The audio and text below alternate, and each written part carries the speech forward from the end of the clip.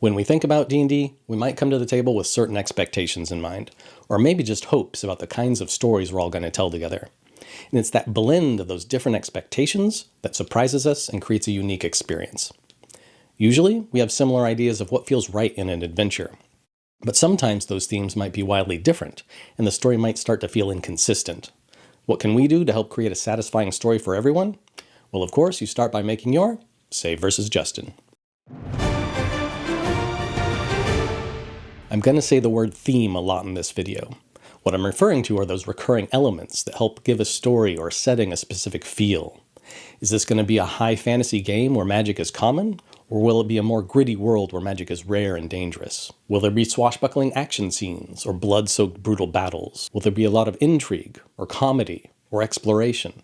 Setting the scene at the beginning of a campaign can not only help get everybody thinking in the same direction, but also get everybody excited to tell that kind of story.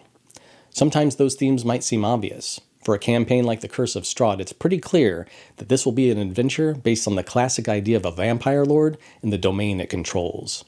A lot of us have seen movies or read stories with this kind of setting in mind, so we have a lot to draw on and help us tell that kind of story already.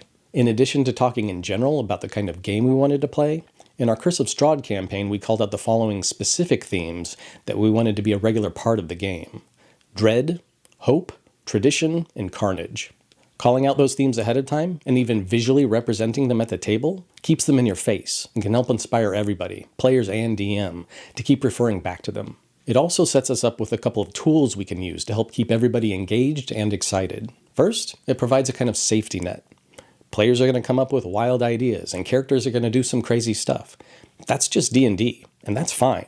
For some of us, that's why we play. We don't want to shut that down, but if it starts to break the feel of the game that everybody's excited about, we can pause and take a look at our themes, and then ask, does this part of the story still fit? If not, can we tweak it to make it a better fit?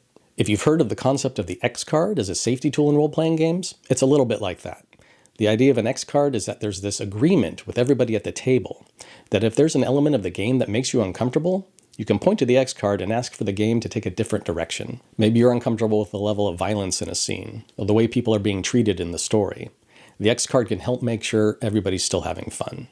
We actually use this.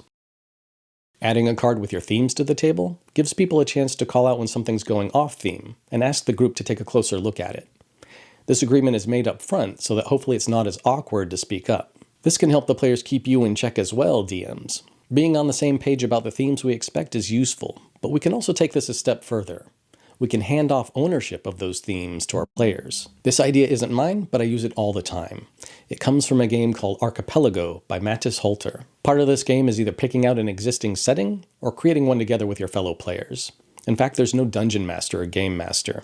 All the players are working together to set up the game, and then each takes on a character in this world. On your turn, you create a scene for your character, based on their motivations and other events in the game, and then you describe your intention in that scene. Next, you use these cards to see if those actions succeed, or if there's some kind of complication or twist. Because there's no game master, all the players are working together to describe the setting. To do that, at the beginning of the game, the players brainstorm a list of some key elements that you want to emphasize throughout the story. I'll call these themes. Then, before the story starts to unfold, everybody picks one of those elements or themes to own. That means a player can describe details of their story element or theme in the game whenever they think it's going to add something cool to the story. It could be something simple like the weather, or maybe more complex like local customs or rituals. And this is something that I've dropped into a number of my D&D games. It's a great way to keep bringing up and reinforcing those themes, but also a good way to keep each player invested in the world and the story. Everybody has a chance to participate in each scene, even if their characters may not be present. To help make those themes more visual at the table and make it clear at a glance which player they belong to, I've used a couple of different tools. The easiest is just to fold a 3x5 card in half and write the theme on it. Then place it in front of the player who owns it, making sure to write the theme on both sides of the card so that the player who owns it can see it and be thinking about how they're going to describe the theme, but also so you can see it as the dungeon master and call on them to help you out when your description of the setting could use a bit of a boost from that theme. Cool, but if your handwriting's like mine and it normally looks like it comes from a mad scientist, or maybe you just want to add an extra layer of polish, try this. Avery and other companies sell these sheets of print-at-home business cards. Each page has room for 10 cards, and you can print on both sides. They come with a link to templates for several programs to help you lay out the cards. Quick tip, for the Word template, I had to go to File and then Convert to resave the file in a format that would let me add shapes like these colored blocks. Once you have your themes printed out, you can separate them and then use a stand to hold them up at the table. Here's some that I created for a more pulpy setting. Links to all this stuff below. How do you spotlight themes in your D&D games? Do you even need to? Do you even want to? Post a comment below, click stuff, and help me keep the conversation going.